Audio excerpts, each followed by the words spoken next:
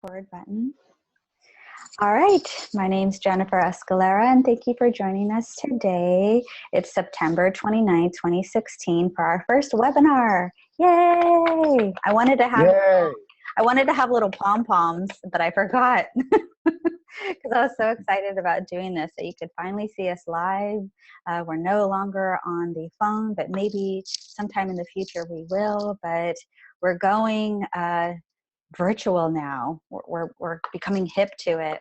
And so the topic today is part of the 4 agreements, and we are on the 3rd agreement, don't make assumptions. And to introduce Greg, if you don't know him already, Greg Beckett is a board-certified hypnotist. He's a certified trainer and coach. He's currently the president of the Los Angeles Chamber of the National Guild of Hypnotists, and he runs classes on the application of the 4 agreements. And I'd love to introduce you to him, and welcome, Greg. Hi, thanks for having me. So it's interesting for me to have done the audio portion, and now it's video, and I'm like, oh, I gotta shave, I gotta look good. Yes. What's in the background? What are they gonna think of me? Oh my gosh. You know, I hear ya. What does it matter? It's still the same information, and it's me. They either like me or they don't, which is kind of interesting to bring us into the 4 agreements.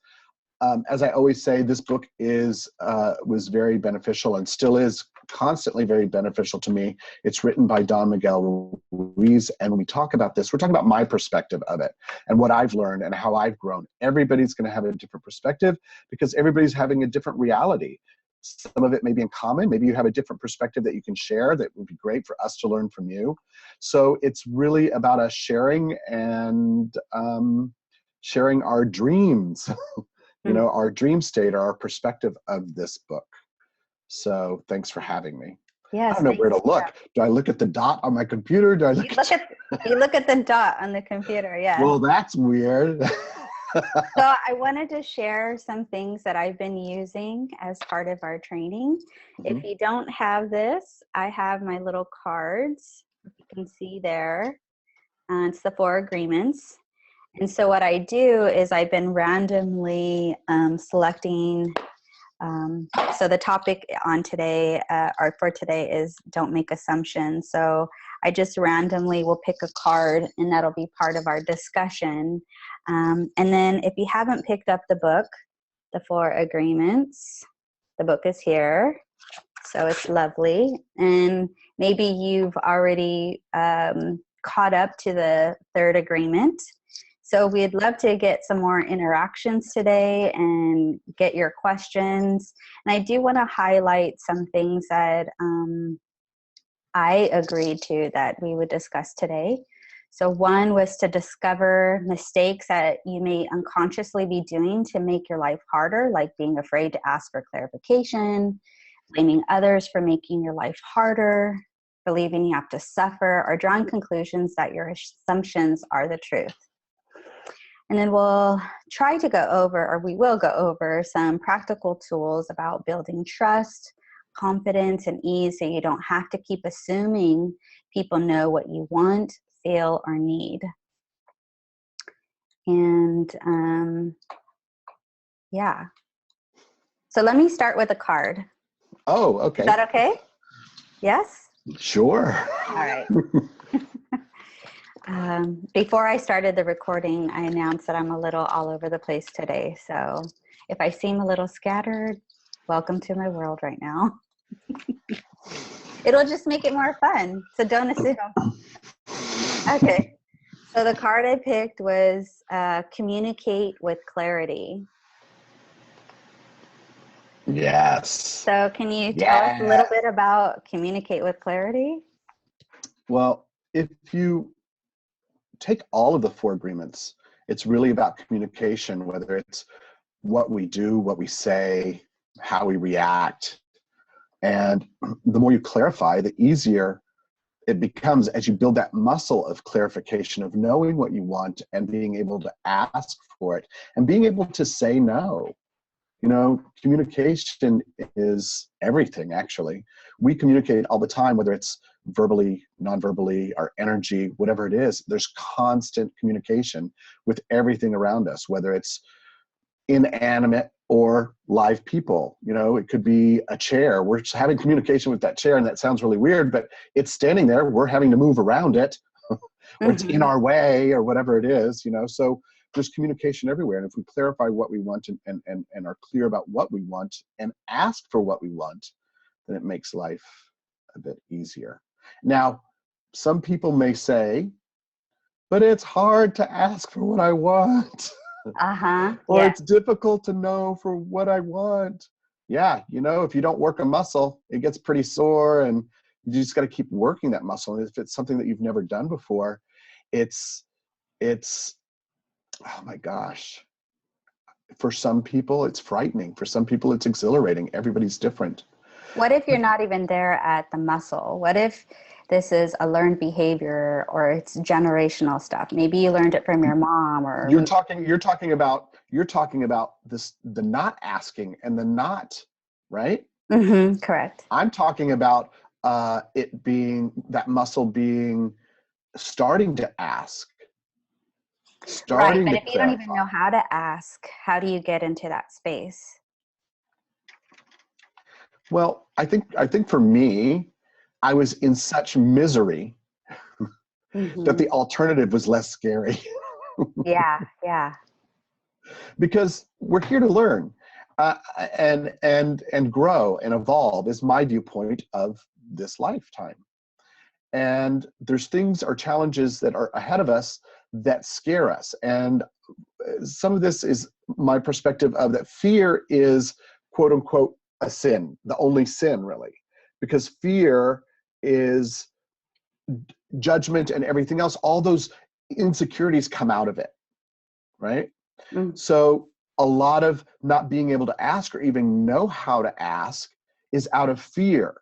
And that fear may be, what are people going to think of me? How, you know, in the past, when I used to ask for something for my parents, I got beaten. It could be as strong as that. But if you could stop and take a breath and realize my parents aren't here. We're talking about, that goes back to domestication in the book and how we were domesticated. When I was looking at the book today, and I actually wrote some notes and things, I find it fascinating that every time I read something, and here's an aha moment, is earlier today, was how the book is set up. Domestication makes total sense. And then comes not taking things personally, and then don't assume, don't make assumptions. And I look at don't make assumptions and don't take anything personally as fraternal twins, that they're born together, they're different, they look different, but they're so enmeshed with each other. So a lot of this work or practice, and I love that word practice. I think many of us has heard, you know, we talk about your practice. Well, what is your practice? Well, practice means practicing, actually doing what we're talking about, actually doing what we're learning about, and taking those moments. Like when you say, if you don't even know how to ask, then you have to stop and take a breath and say, well, why don't I ask?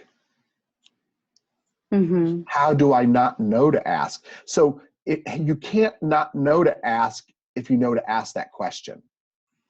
Right. Yeah. If you know to ask that question, then you know you're not asking. Yes, that's true. So self-awareness. Right. But even generally, it's like saying, well, don't think of an alligator. You have to picture the alligator to not think of the alligator. So it's in your conscious. Yeah.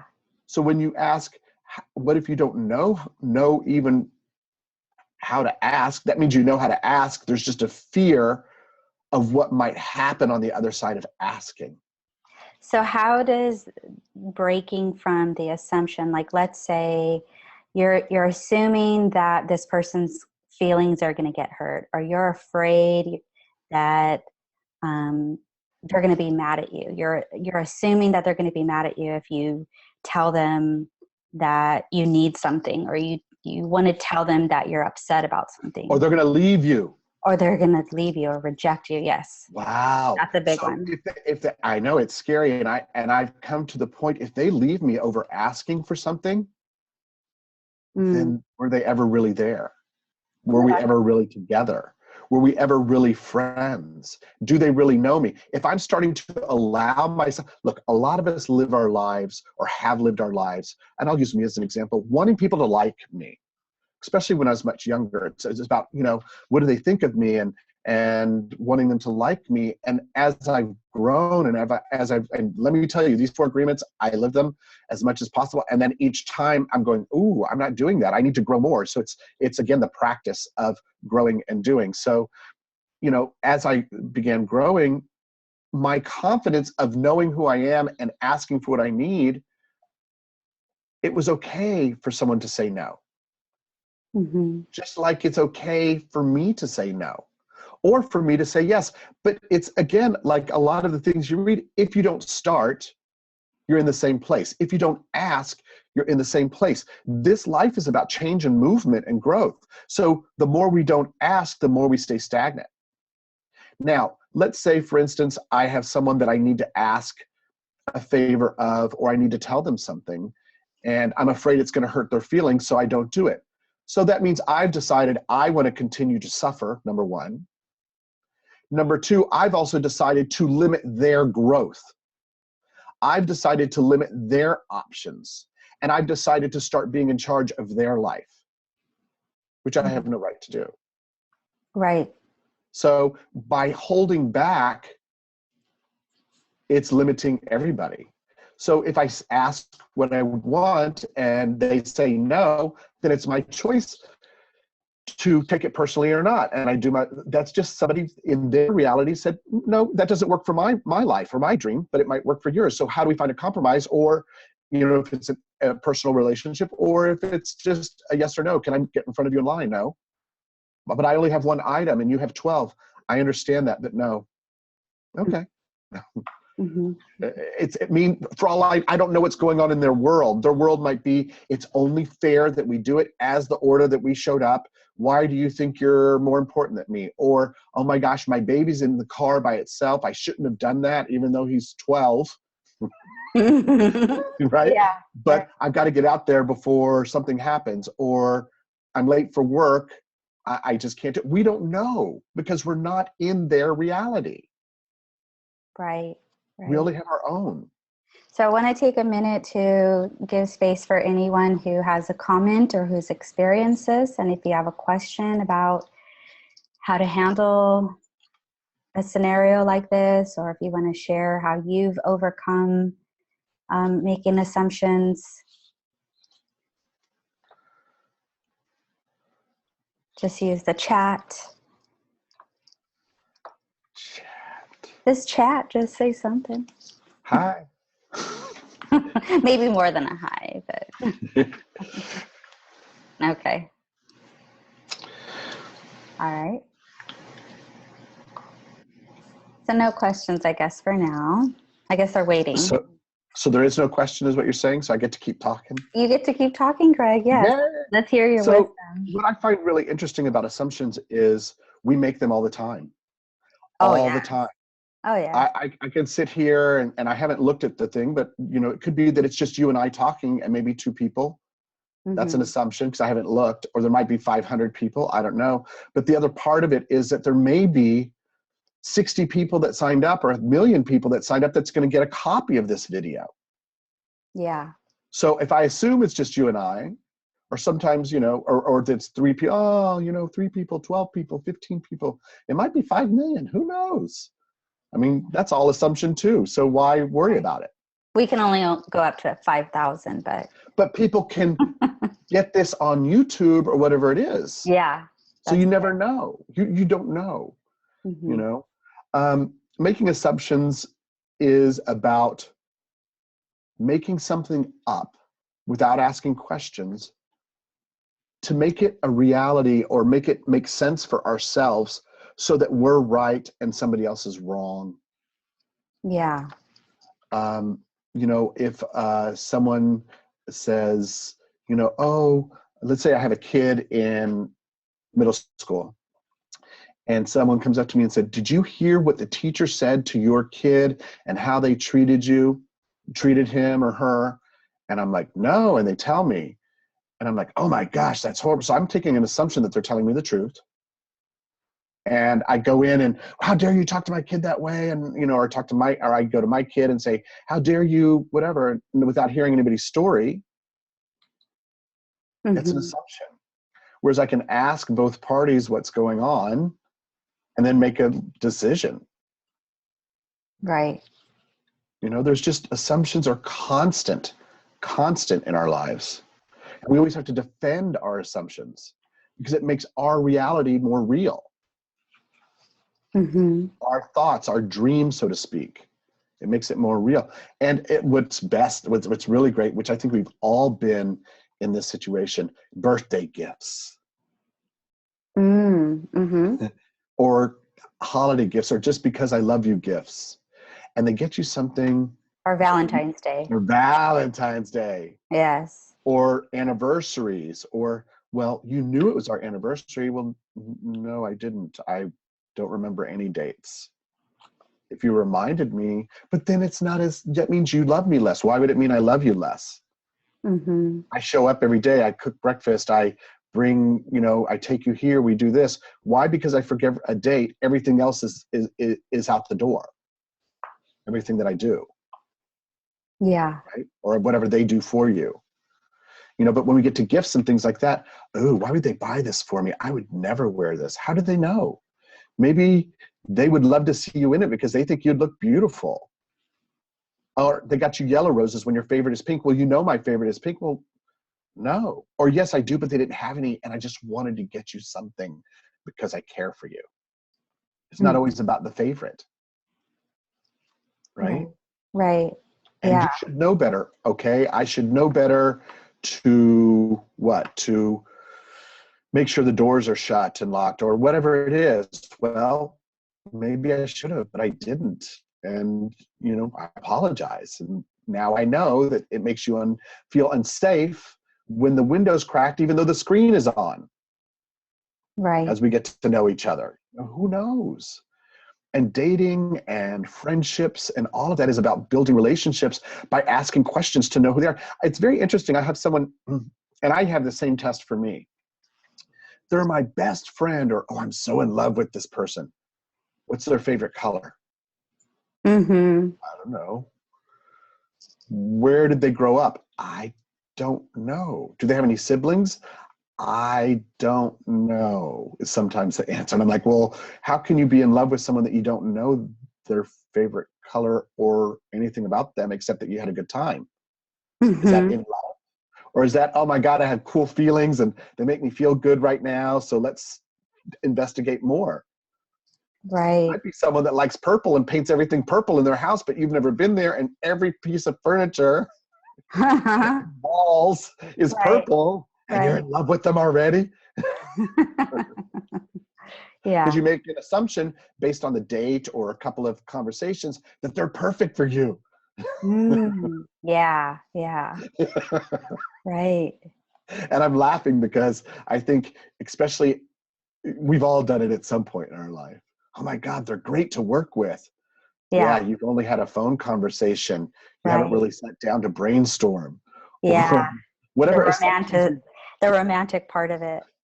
Yeah, or how we romanticize after they're gone even, right? Yeah. I loved this about them, and you forget about the other things. So making assumptions, it's really interesting. And I have my book. I love to read from the book is that how it goes hand in hand with not taking things personally is you being honest about who you are and what you want and taking that mask off. Not if you're looking for everyone to like you, not going to happen. You want everybody to be happy all the time, it's not going to happen. There's no way. We have infinite number of variables to each person, to each life, to in our lives. To keep those all consistently in balance, because we look for balance, yin and yang, is impossible. That's why we're always having to move and change. That's how this universe has been built. Yeah. To keep us moving and changing, to keep finding that balance, and then it switches, so you have to grow, and then it switches again, and you have to grow again. There's no way standing still is going to work. Mm-hmm. because of the infinite variables. Yeah. Oh, that was a That was, mouthful, wasn't it? A head full? I want to ask everyone here, and if they want to comment, when you go into that place of assumptions, where do you feel it in your body? When you start jumping to conclusions, or you're assuming that they're going to leave you, or you're just afraid, where do you feel it in your body? And just type it in the chat box. I'd love to get an idea. I realize that I don't talk about that in these classes, and I mean to, because I'm all about mind body messages, and I think to just talk on a cognitive level about how to deal with these agreements, I also want people to know how to feel it in your body, or how you sense your world in your body, and how to move through that. I don't know, Greg, if you have any. Well, I was going to ask you a question, but what I tend to see and what I feel for myself is that we might have a feeling, but then we go straight to our head. Yeah. To where then that's the rabbit hole of making things up. Right. When if we were to stay in our body and go, I feel this, why do I feel this? Well, let me find out more about it before I start creating that story that's not true. And someone said, OMG, yes, LOL. I see. and the thing of it is that what I like to teach, you can't see this, but I'm putting my hand, I'll stand up just a little bit, here. Yeah. Where I feel is where we live. That's our soul part of us, that core part of us, whatever word you want to use, where we have feelings, where we have experiences and wonderment. And then we go here and have to define it or make it right in our world, or go with the magic of it, whatever it is. And what's important when I work with people is to, let's go to this solar plexus, let's go to this core, and let that be the master. So maybe everyone right now, we could put our hands over our solar plexus and just feel. And just breathe into it. And since that's who we are, that's where we have all of these feelings and this knowledge, so to speak, of feeling ever since we were here, ever since that's the part of you that knows what the 4-year-old felt, or the 5-year-old, the first day of school, or the first kiss, or being, in Spanish we say regañado, punished, or spanked with the chancleta when you didn't do something, all of these things that only we will ever know. No one will ever truly, ever understand what our lone experience is. We connect and do our best, but that's who we are. That has all the memory, that has everything here, those feelings. And then we go here, but we're letting this, typically day to day with all the computers and everything else, and I got to get this done and stuff, we let this be the master, and this becomes the slave down here, typically, and it needs to switch. Or the heart center. Yes, heart center, whatever anyone wants to call it. I like soul, because I believe that's where that flame, that part of all is, that part of what my viewpoint of God is, that energy and everything. And my being that's wanting to be birthed, to have an experience in this body, in this world. So that's where it, for me, where it resides. And that wonderment and that awness of experiences. And so now, for me, which I would hope for others, you take the feelings and then try to make sense a little bit of it, but this is not in charge.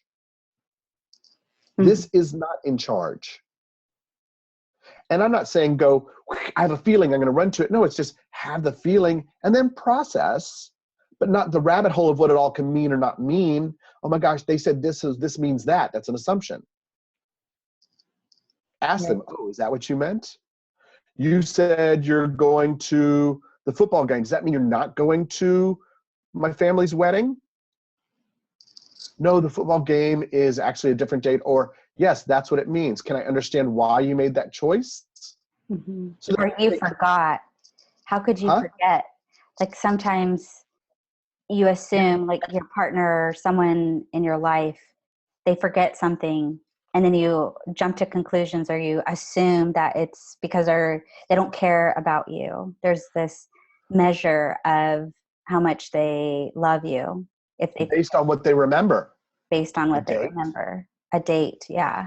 And not everybody has the same memory or memory skills or places as much importance. Or you're not going to that event for my family because whatever reason you make up. When you ask, they can say, oh, I forgot. Let me change it. Or they say, you know what, you're right. I don't want to go.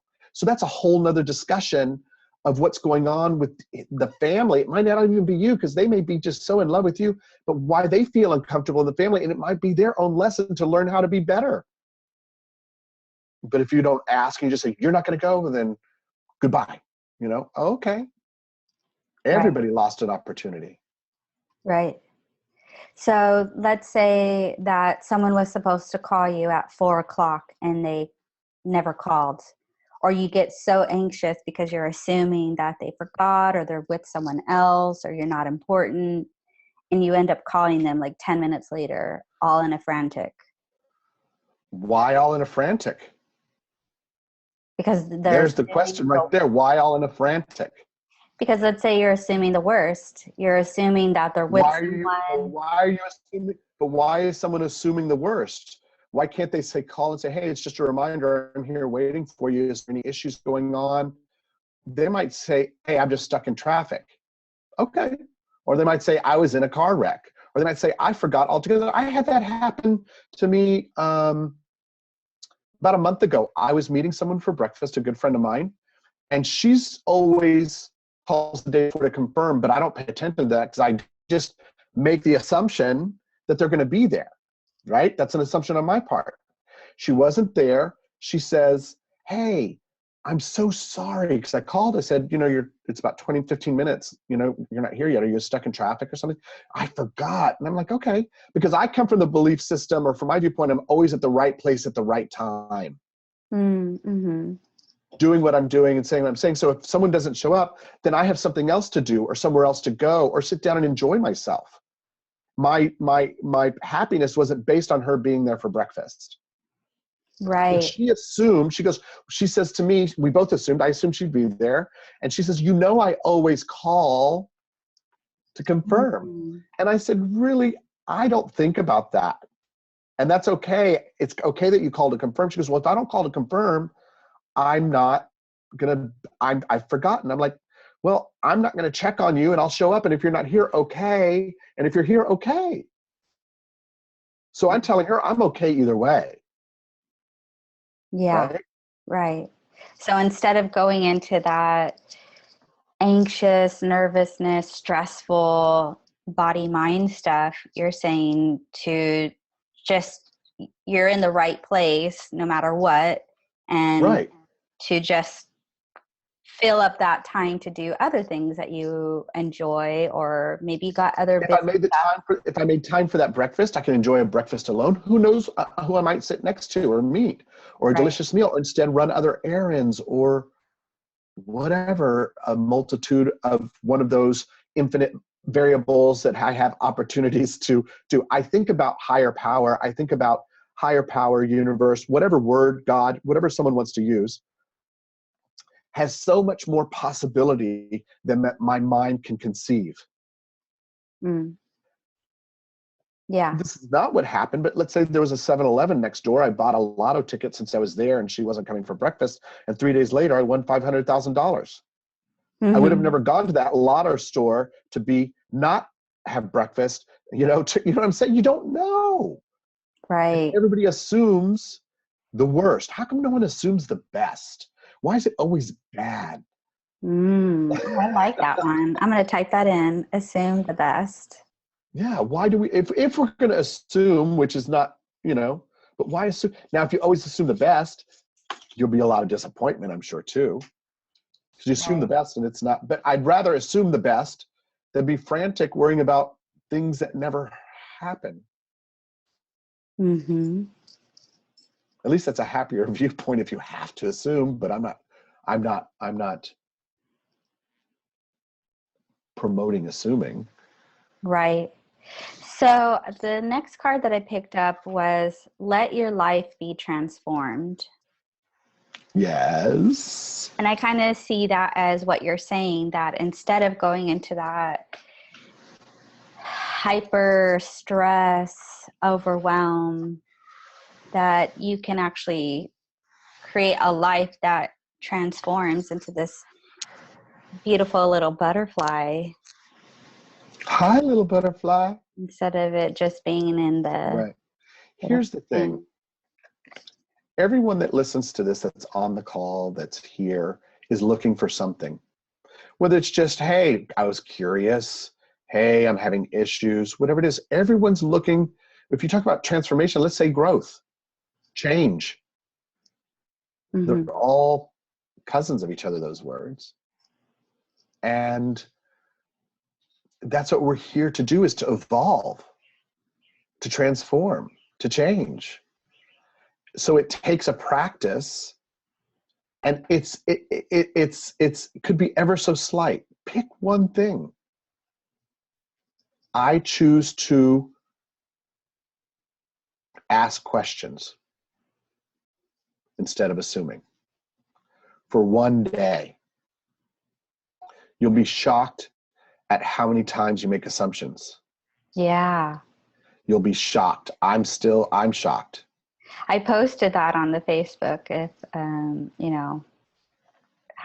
or something about how much does assumptions affect your life, That when we assume that our electricity is going to go on, we assume our computers are going to work. Look how we get when something we assume doesn't happen.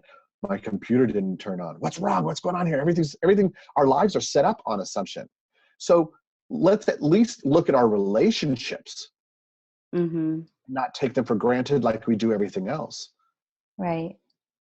I can share a personal example of the transformation, of how I've applied the 4 agreements on my life and not jumping into that assumption. So this morning, I was taking my baby to the babysitter, dropped him off, and I noticed that his one of his bags wasn't there. So I called my boyfriend and I was like, oh, I forgot his bag. And he's like, oh, I actually was supposed to take it in the car. My old self would have been like, how could you? That's so irresponsible. He must not care. I would have jumped to all these conclusions, but I've transformed it. I'm growing, I'm learning, and I've realized that it just was what it is, and we were able to realize that he can just take the bag later during his lunch break. And our worlds didn't fall apart. We didn't get into an argument. I didn't make it into a power issue, all because I was self-aware and didn't make the assumption. I just, Right. in that space of realizing that we both forgot. Right. So. Right. And we make a lot of assumptions in our lives on decisions. If I leave this job, my life will fall apart. If I leave this relationship, my life will fall apart. Oh, yeah. If I stay in this relationship, my life will fall apart. It's always such degrees of 0 to 1,000. It's almost like there's no middle ground that people allow to happen, because all of it involves conversation. Right. All of it involves engaging with another person. All of it involves getting connected and work and practice. Right. Everyone wants that one pill, that Right. takes it all away, and there is none. Right. And even if it was, then it would be false Right. in its own way. Because when it wears off, you're still left with you. Yeah, because again, going back to my example, is I could have not called him, been fueled, drove home, and then chewed him out, Yeah, but because no one else could do it right. right, right, exactly. I know what's best. You But know, yeah, here's someone that works for the family, helps with the son, all that kind of stuff, but because of a bad gut, it's mhm. over. Right, yes, yeah. But the communication that you're talking about brings a lot of clarity, not being afraid to talk about it or ask. We're afraid of, with assumption, we make assumptions to make us right, because we're afraid also that everybody else thinks like we do, and Oh everybody gosh. else is already not liking us, judging us the way we judge everything else, because assumptions is a form of judgment. Yeah. We make things good or bad. Instead of saying it's an experience, how would I like to handle this experience with open to the outcome? We all like excitement in our lives, a present or a surprise trip, or, well, a lot of people do. Yeah, absolutely. Some people don't like surprises. I don't, so I forget. Surprises like $1 million in their bank account that someone just left to them. Oh my God, what will I do with that? It's a surprise. Hmm. but but we may get surprises in the day-to-day when we allow ourselves and others to communicate, to ask the questions. We may find people that we felt slighted by or not so close to. They may be much more like we are if we ask. Hmm. And we may have a little bit more forgiveness for them, or tolerance, or whatever you want to use. And we might have that for ourselves, because it starts with us. Everybody's a projection of who you are. I mean, your life. Everybody's a projection of your life. Hmm. Yeah. Hmm. I see. It says Don't mean to cool. distract you. No, that's okay. I just saw that you're asking about practical tools. You mean like, how can you do this? Oh, I meant ask questions. That was for you. Oh, Because you oh, said ask questions. Ah, see, oh there's yeah. an Oh assumption yeah. right Oh, there. asking questions is a practical tool, is what That's you're right. saying. That's what I'm saying. We had to discuss it so I understand. That's right. Yes.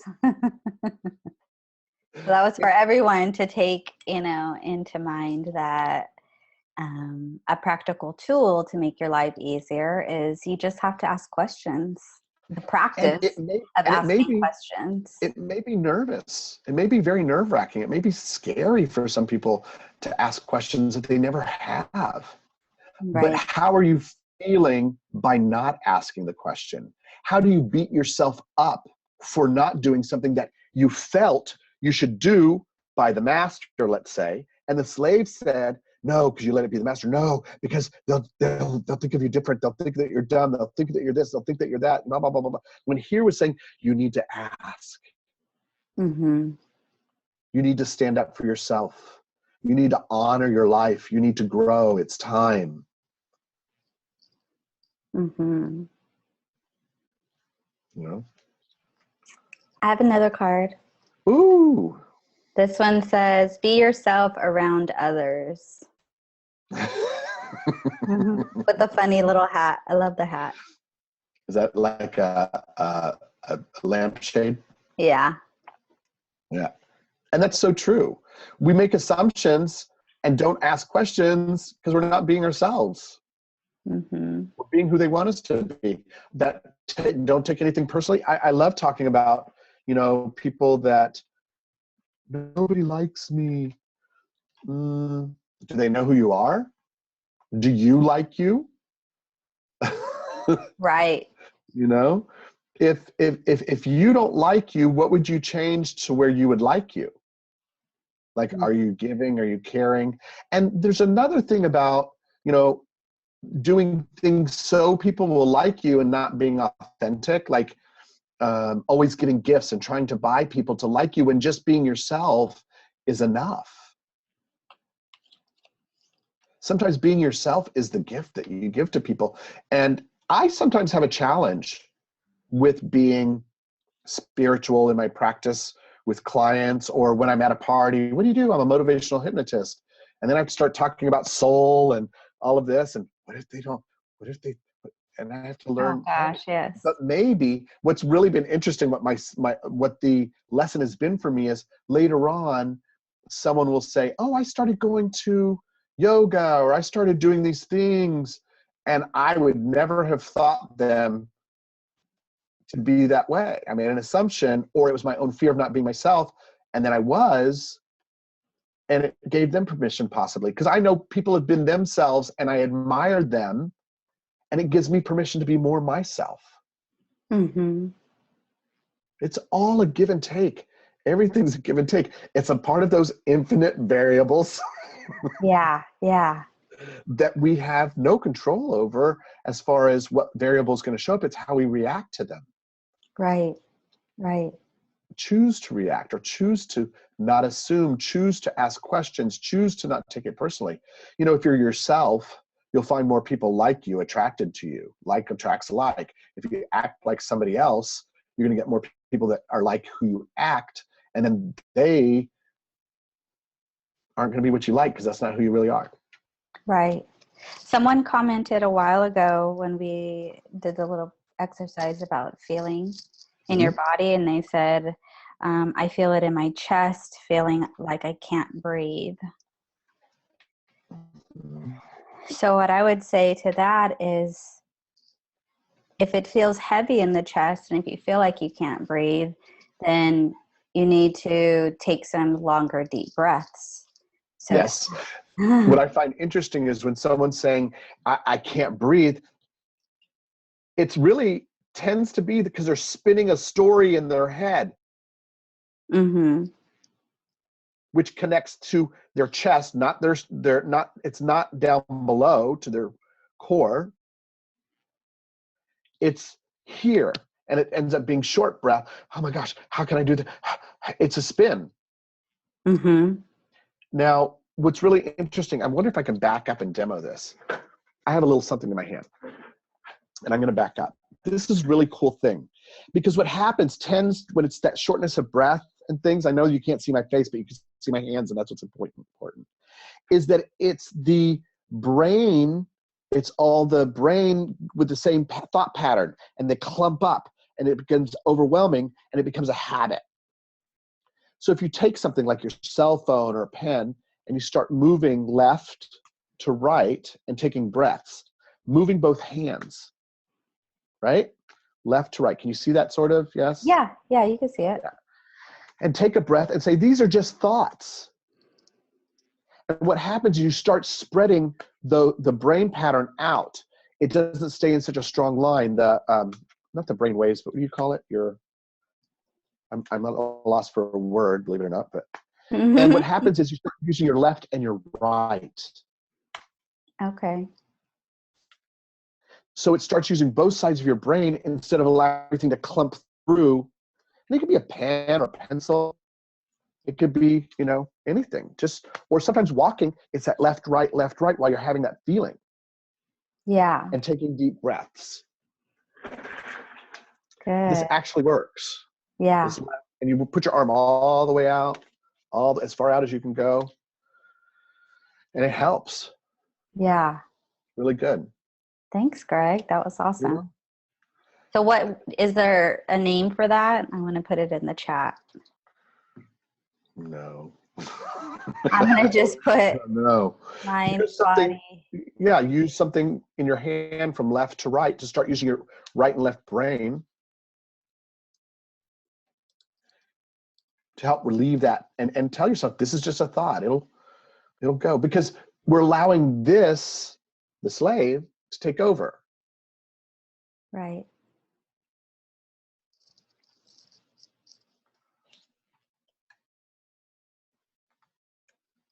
Yeah. Does anyone have any questions? We have 10 more minutes. Does anyone have any questions so far or comments? If you can't put in the chat because you're on the phone, you can email me again. And this time I promise I'll look at it. I honestly did forget to look when I suggested that, but I have my phone right next to me. So if you want to ask us a question or a comment, that is fine. while they're doing that, I'm going to say a couple other things, if that's okay.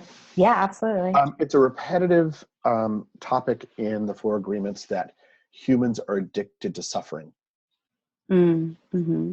And that's, and that we use different ways, like taking things personally. What does it cause you? Suffering. Making assumptions. What does it cause you? Suffering.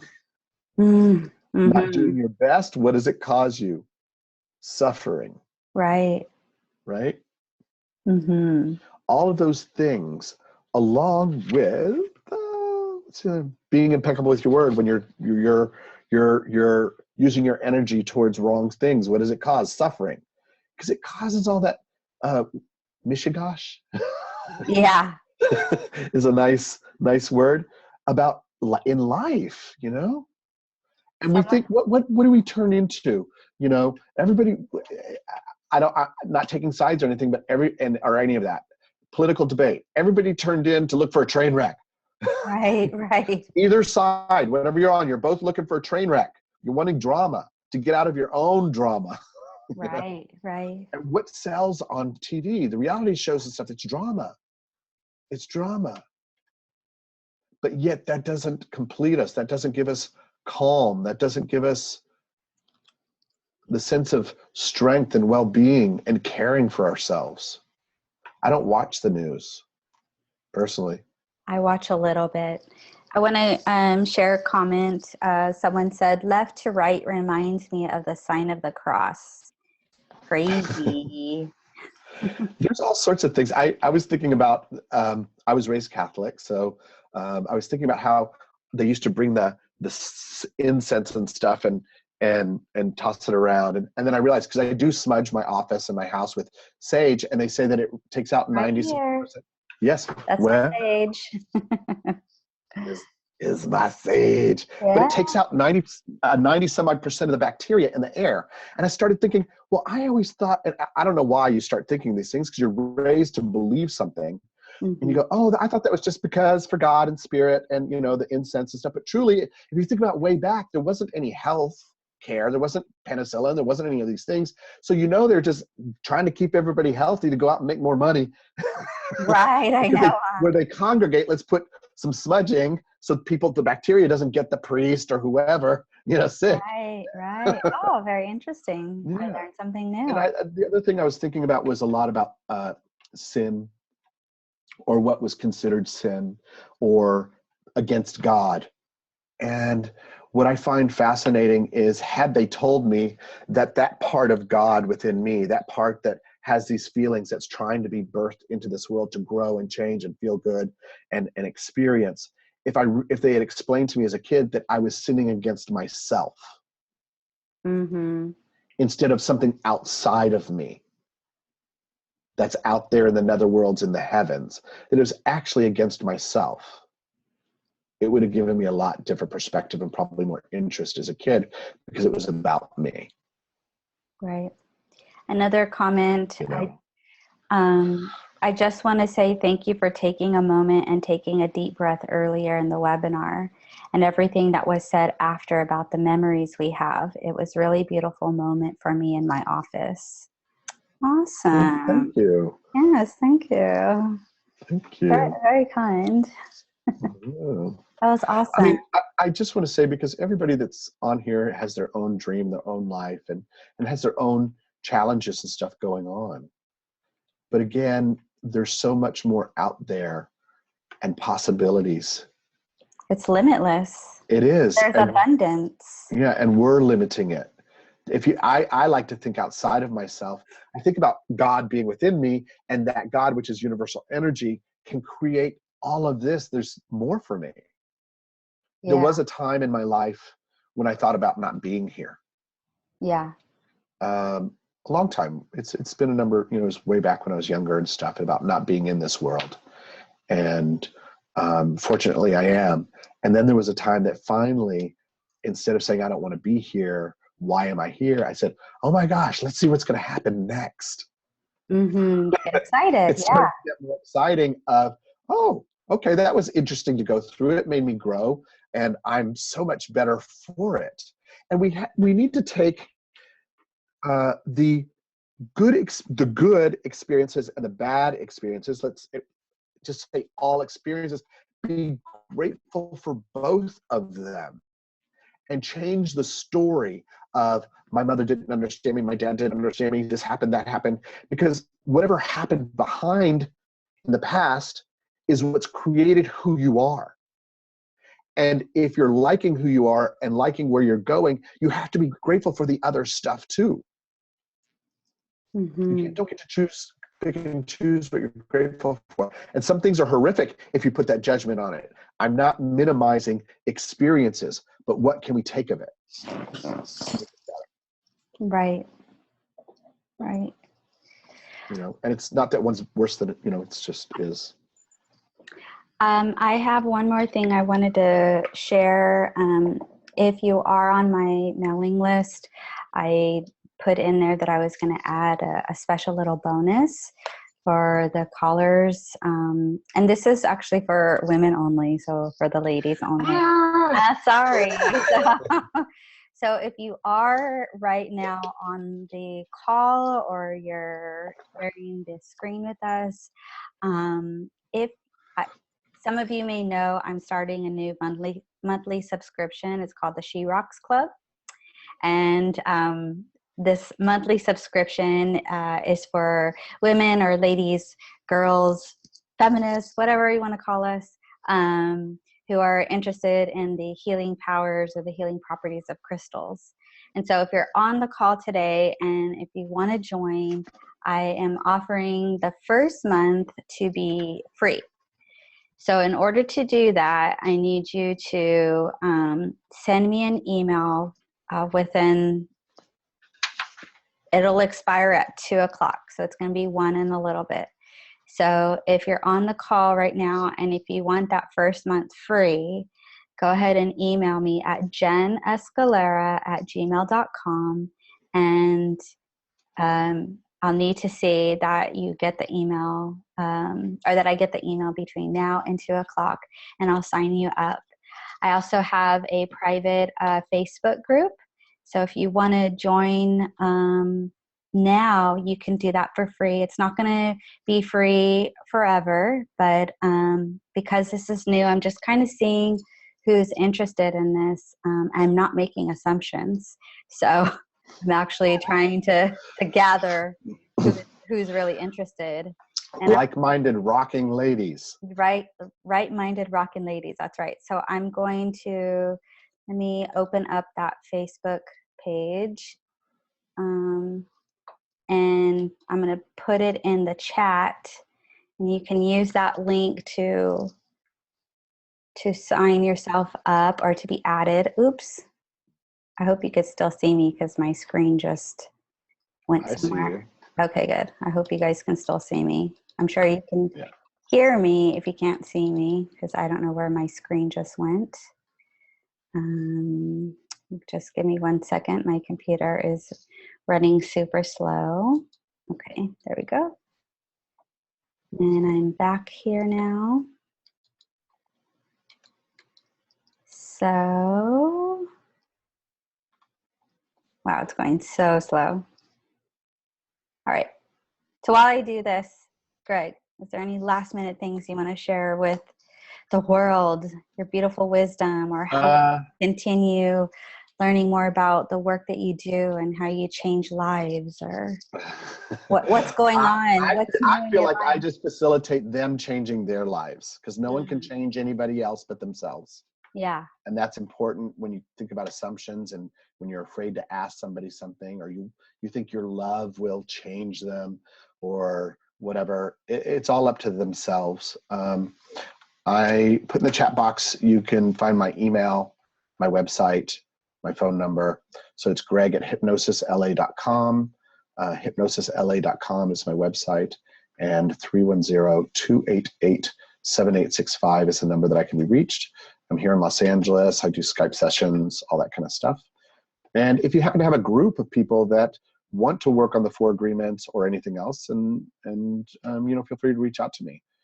See what we can do. Maybe it's local, maybe it's not, but yeah, I'm here. Awesome. Well, thanks everyone for joining us today for this webinar. And next month will be the fourth agreement, and that's always do your best.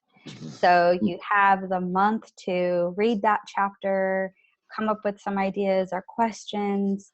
We're going to do another webinar, so hopefully you'll be able to interact with us again. And if there are other questions or comments after today, you're welcome to email me. And again, if you want to join up for the She Rocks Club for your first free month, do so now before 2 o'clock today.